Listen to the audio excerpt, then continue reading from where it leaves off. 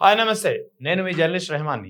YSR Congress party అధినేత YS Jagan ఈ మధ్య కాలంలో కూటమి ప్రభుత్వంపై ముఖ్యంగా చంద్రబాబు నాయుడుపై ఒక దండయాత్ర చేస్తున్నారని చెప్పవచ్చు. ఈ మాట ఎందుకు చెప్తున్నానంటే సాధారణంగా రాజకీయ నాయకులు చేసే విమర్శలు గానీ, ఆరోపణలు గానీ, నిర్వహించే మీడియా సమావేశాలు గానీ చాలా వరకు ఆధారరహితంగా ఉంటాయి. ఏదో ఆరోపణలు, విమర్శలు చేయాలి కాబట్టి చేస్తారు అనే విధంగానే ఎక్కువగా ఉంటుంటాయి. కానీ వైఎస్ జగన్ తత్వం మాత్రం అందుకు భిన్నం. ఏదైనా మాట్లాడితే తగిన అథెంటిక్ ప్రూఫ్స్‌తో మాట్లాడాలి. ఏదైనా చెబితే తగిన ఆధారాలతో మాట్లాడాలి అనేది ఆయన ఆలోచన. అందుకే వైఎస్ జగన్ ఈ మధ్యన నిర్వహిస్తున్నటువంటి మీడియా సమావేశాలు కూటమి ప్రభుత్వంలో ఒక పరుగులు పెట్టిస్తోంది.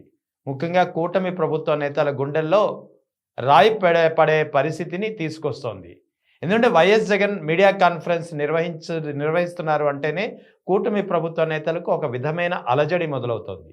ఈ మాట ఎందుకు చెప్తున్నానంటే వైఎస్ జగన్ ఏ విషయాన్ని అంత తేలిగ్గా చెప్పడం లేదు. దాదాపు 2 గంటల పాటు సుదీర్ఘంగా ఒక మీడియా కాన్ఫరెన్స్ పెడుతున్నారు. డేటా, ఒక అథెంటికల్ డేటా ముందుంచుకుంటున్నారు.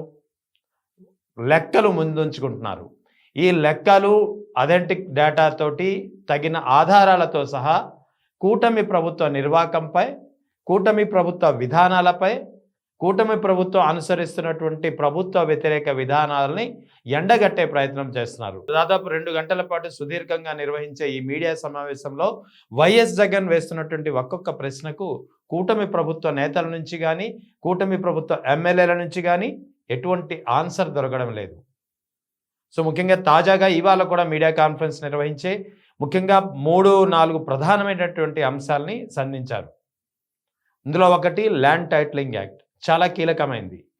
గత ఎన్నికల సమయంలో ఈ ల్యాండ్ టైటిలింగ్ యాక్ట్ ఆధారంగానే కూటమి ప్రభుత్వం వైఎస్ జగన్పై పడరాని ఆరోపణలు, విమర్శలు చాలా పెద్ద ఎత్తున చేసింది.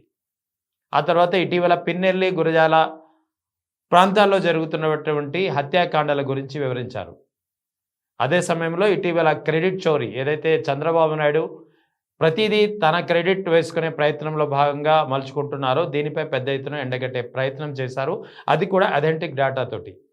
గతంలో నిర్వహించిన మీడియా సమావేశాల్లో కూడా, ఇప్పుడు ఇవాళ నిర్వహించిన మీడియా సమావేశాల్లో కూడా గత ప్రభుత్వ హయాంలో రాష్ట్రానికి వచ్చినటువంటి పెట్టుబడులు ఎన్ని, జీడిపి గ్రోత్ ఎంత ఉంది, తర్వాత స్మాల్ స్కేల్ ఇండస్ట్రీస్ రంగంలో వచ్చినటువంటి పెట్టుబడులు ఎన్ని ఉన్నాయి, గత ప్రభుత్వ హయాంలో నిర్మించినటువంటి గ్రౌండ్ అయినటువంటి నిర్మాణాలు ఎన్ని అనేది ఒక వివరించే ప్రయత్నం చేస్తూనే ఈ 18 నెలల కాలంలో, ఆ తర్వాత అంతకు ముందు 2014 నుంచి 19 చంద్రబాబు నాయుడు ముఖ్యమంత్రిగా ఉన్నప్పుడు జరిగినటువంటి నిర్మాణాలు, అభివృద్ధి లేదా వచ్చినటువంటి పెట్టుబడుల్ని పోలుస్తూ వివరణ ఇచ్చే ప్రయత్నం చేశారు. ఇవాళ కూడా అదే జరిగింది. అందుకే కూటమి ప్రభుత్వ నేతలకు వైఎస్ జగన్ ప్రెస్ మీట్ పెడుతున్నారంటే ఒక భయపడే పరిస్థితి ఏర్పడుతుంది. ముఖ్యంగా ల్యాండ్ టైటిలింగ్ యాక్ట్ గురించి ఇవాళ చాలా క్లియర్గా ఒక వివరణ ఇచ్చారు. ల్యాండ్ టైటిలింగ్ యాక్ట్ ఏదైతే భూ సమగ్ర సర్వే, వాస్తవానికి ల్యాండ్ టైటిలింగ్ యాక్ట్ పేరుతో మీ భూమి కింద, మీ కాళ్ళ కింద భూమి జారిపోతుంది, మీకు తెలియకుండానే మీ భూమిని లాగేసుకుంటున్నారనే ఒక దుష్ప్రచారాన్ని ఏదైతే కూటమి ప్రభుత్వ నేతలు, కూటమి ప్రభుత్వాన్ని భజన పాడే ఎల్లో మీడియా ఏదైతే ప్రధానంగా ప్రస్తావిస్తూ ప్రధానంగా ఒక దుష్ప్రచారాన్ని తెరపైకి తీసుకొచ్చి సాధారణ ప్రజలు నమ్మే పరిస్థితిని తీసుకొచ్చిందో, అటువంటి ల్యాండ్ టైటిలింగ్ యాక్ట్ గురించి ఇప్పుడు క్లియర్గా వివరణ ఇచ్చే ప్రయత్నం చేశారు. ల్యాండ్ టైటిలింగ్ యాక్ట్ అనేది వాస్తవానికి భూ సమగ్ర సర్వే, యజమానులకు అంటే భూమి హక్కు కలిగిన, భూమిపై హక్కు ఉన్నటువంటి భూమి యజమానులకు శాశ్వత హక్కులు కల్పించేది. ఎవరు దీనిని ట్యాంపర్ అంటే ఆ రికార్డులని ఎవరు ఇన్ ఫ్యూచర్ కూడా ట్యాంపరింగ్ కూడా చేయలేని విధంగా వీటిని తీర్చిదిద్దే ప్రయత్నమని, ఇలా క్లియర్గా ల్యాండ్ టైటిలింగ్ సంబంధించినటువంటి ల్యాండ్ టైటిలింగ్ వాస్తవానికి కేంద్ర ప్రభుత్వం తీసుకొచ్చిందని, ఆ తర్వాత ల్యాండ్ టైటిలింగ్ యాక్ట్లో ఉన్నటువంటి అసలైనటువంటి ప్రయోజనాలు ఏదైతే భూ యజమానులకు శాశ్వత హక్కులు కలగడం, ఆ తర్వాత ట్యాంపరింగ్ కూడా చేయలేని విధంగా వీటిని తీర్చిదిద్దడం, క్యూఆర్ కోడ్ కూడా మెన్షన్ చేయడం, ఇటువంటివన్నీ గత ప్రభుత్వ హయాంలోనే అంటే తమ హయాంలోనే వీటికి ఒక రూపకల్పన చేశామంటూ జగన్ పూర్తిగా ఆధారాలతో సహా వివరించే ప్రయత్నం చేశారు. దీనికి తోడు కేంద్ర ప్రభుత్వం ఇటీవల ల్యాండ్ రీసర్వే అని చేపట్టింది. దీనికి సంబంధించి 400 కోట్ల రాయితీ వచ్చిందని చెప్పి చంద్రబాబు నాయుడు ప్రభుత్వం గొప్పగా చెప్పుకుంటోంది. అయితే వాస్తవానికి ఇదంతా ల్యాండ్ టైటిలింగ్ యాక్ట్ విషయంలో తమ ప్రభుత్వం చేపట్టినటువంటి విధానాల వల్లే ఈ 400 కోట్ల రాయితీ వచ్చిందనేది జగన్ చెబుతున్నటువంటి మాట. సో ఇలా మొత్తం అథెంటిక్ డేటాతో ఏ ల్యాండ్ టైటిలింగ్ అయితే తీవ్రమైన దుష్ప్రచారం చేశారో ఇప్పుడు అదే ల్యాండ్ టైటిలింగ్ యాక్ట్ను కాస్త పేరు మార్చి ల్యాండ్ రీసర్వే పేరుతో మళ్ళీ తిరిగి కూటమి ప్రభుత్వం అమల్లోకి తెస్తున్న కేంద్ర ప్రభుత్వం దీనికి సంబంధించి 400 కోట్ల రాయితీని ఇచ్చిన గత ప్రభుత్వంపై విమర్శలు చేసినప్పుడు ఇప్పుడు మీడియా మాత్రం ఎందుకు నిమ్మకుండిపోతుంది అనేది ప్రధానమైనటువంటి ఒక ప్రశ్న.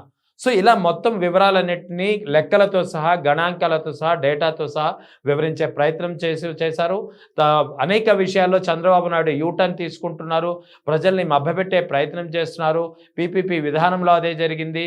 తర్వాత గ్రామాల్లో ముఖ్యంగా వైఎస్ఆర్సీపీ కార్యకర్తలపై జరుగుతున్నటువంటి హత్యాకాండాల విషయంలో కానీ ల్యాండ్ టైటిలింగ్ విషయంలో కానీ ఇలా పలు అంశాలపై ఏదైతే ఒక ప్రధానమైనటువంటి ఒక ఆరోపణలు వస్తున్నాయి, వాటి అన్నిటిపై వివరణ ఇచ్చే ప్రయత్నం చేశారు.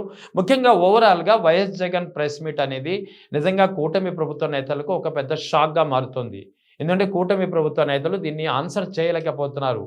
సరైన వివరాలతో దీనికి కౌంటర్ ఇచ్చుకోలేక డైవర్షన్ పాలిటిక్స్ లేదా పాత పాటే పాడుతూ ఇతర అంశాలపై టాపిక్ డైవర్ట్ చేసే విధంగా ప్రయత్నిస్తున్నారు. సో ఈ విషయాన్ని నాలాంటి జర్నలిస్టులు చెప్పడం కాదు, కానీ సాక్షాత్తు చంద్రబాబు నాయుడు ఆన్సర్ దీనికి అంగీకరించిన పరిస్థితి.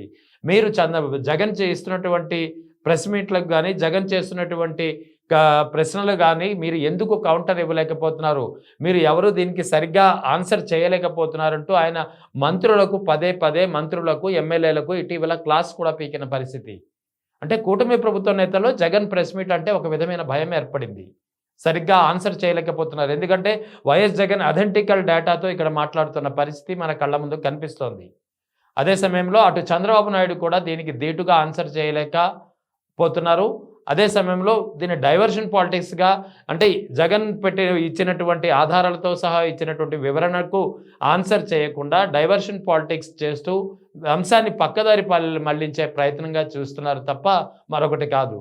సో పరిస్థితి ఇలాగే కొనసాగితే వైఎస్ జగన్ చెప్పే ప్రతి అంశం ప్రజల్లోకి మరింత లోతుగా చొచ్చుకెళ్తుంది. ఇప్పుడు ఈ అంశంపై ఇటీవల కాలంగా ప్రజల్లో కూడా అంటే ఇప్పటి వరకు ఇది రాజకీయ పార్టీలకు సంబంధించిన అంశంగానే లేదా మీడియాకు సంబంధించిన అంశంగానే చూడొచ్చు, కానీ ఇటీవల వైఎస్ జగన్ నిర్వహిస్తున్నటువంటి మీడియా సమావేశాలు, వైఎస్ జగన్ డేటాతో సహా మాట్లాడుతున్నటువంటి తీరు చూసి ప్రజల్లో కూడా ఒక చర్చ మొదలైంది.